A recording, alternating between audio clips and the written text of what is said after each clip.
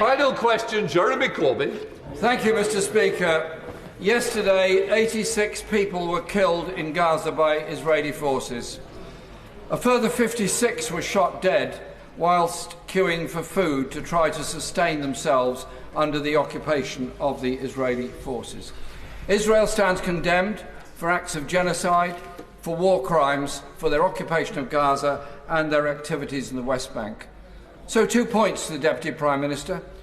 Why does Britain still supply parts for the F-35 jets that have been used to take so much life in Gaza? And secondly, how is it that this country has got to this situation where we stand on the wrong side of international law when war crimes and genocide are concerned? So will she support my private member's bill calling for an independent inquiry into how our policies evolved into this parlous situation? Prime Minister. Well, Mr. Speaker, Israel's recent action is appalling and counterproductive, and we strongly oppose to the expansion of military operations, settler violence and blocking of humanitarian aid.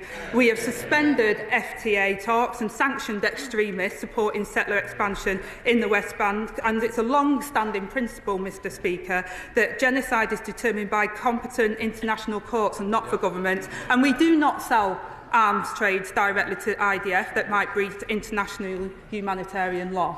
Right, that completes Deputy Prime Minister's questions.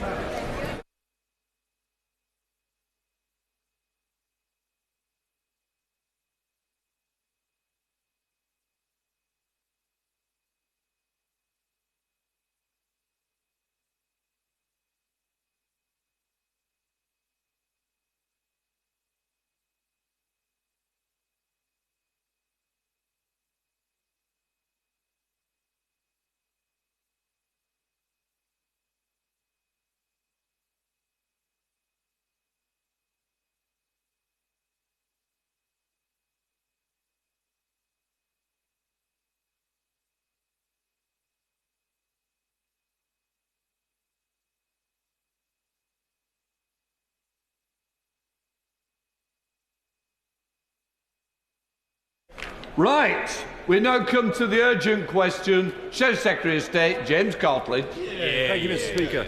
To ask the Secretary of State for Defence if he will make a statement on his department's plan to procure nuclear-certified F-35A aircraft. Minister. Thank you, Mr. Speaker. The UK will purchase 12 new F-35A fighter jets and join NATO's dual-capable aircraft nuclear mission in a major boost for national security. The Prime Minister has announced at the NATO summit that the UK intends to buy at least a dozen of the dual-capable aircraft, which can carry both nuclear and conventional weapons. The NATO Secretary-General Mark Rutte has said this morning the UK has declared its nuclear deterrent to NATO for many decades, and I strongly welcome today's announcement that the UK will now also join NATO's nuclear mission and procure the F-35A. The decision will support 20,000 jobs in the F-35 programme in the UK, with 15% of the global supply chain for the jets based in Britain, supporting highly skilled jobs and opportunities for working people and delivering a defence dividend across the country. This announcement responds to two recommendations in the Strategic Defence Review, Recommendation 30 and Recommendation 46, that the UK commence discussions on the potential benefits and feasibility of enhanced participation in NATO's nuclear mission and about the mix of F-35B and F-35A. The purchase represents the biggest strengthening of the UK's nuclear posture in a generation. It also reintroduces a nuclear role for the Royal Air Force for the first time since the UK retired its sovereign air-launched nuclear weapons following the end of the Cold War. The UK's commitment to NATO is unquestionable, as is the Alliance's contribution to keeping the UK safe and secure, but we must step up, all of us, to protect the Euro-Atlantic area for generations to come. Thank you, Mr. Speaker, and thank you for granting this UQ. You will recall that the government's plan announced today to procure nuclear-certified F-35As was previously covered in the Sunday Times the day before the SDR was published. You therefore granted a UQ that day on this very subject. We received no meaningful answers at all, and I hope that the Minister can be more forthcoming today.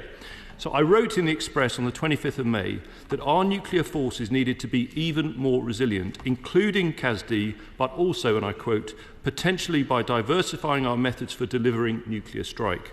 The reason for this is that we have to recognise the threat posed by Russia in particular and its ability to operate nuclear weapons at tactical and theatre levels. To deter effectively, we must be able to do the same.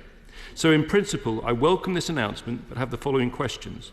What is the anticipated in-service date for the 12 F-35As, and will they already be nuclear certified, or will that occur after delivery? We note that the 12 F-35As will be ordered instead of 12 F-35Bs, but will the government still order the remaining F-35Bs as planned? How will the F-35As be air-to-air refuelled, given that the current RAF refuelling capability is probe and drogue?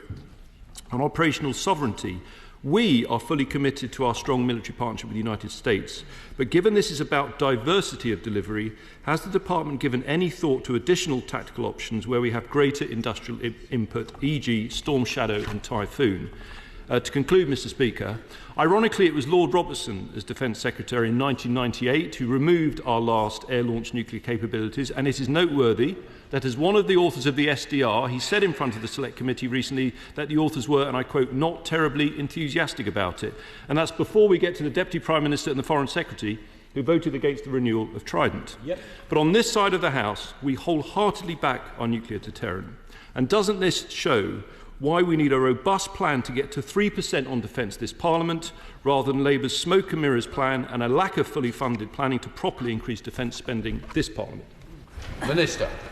Mr. Speaker, in terms of the in-service date, as the Secretary of State said this morning, we're hopeful that these aircraft will start delivering before the end of the decade. In terms of whether or not the tranche being ordered, which will now include 12 F-35As, yes, we will still be ordering the remaining F-35Bs, so that's 15 extra F-35Bs in the next tranche. In terms of the refuelling, this is a NATO mission, and NATO, of course, will be able to do the air-to-air refuelling.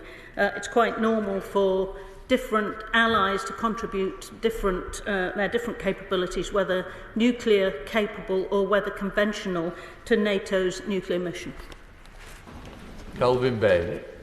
Thank you, Mr. Speaker, and I rise to welcome the announcement and on behalf of the Defence Select Committee to represent our welcomeness at the additional detail that's been added to the SDR. However, it's imperative we recognise and close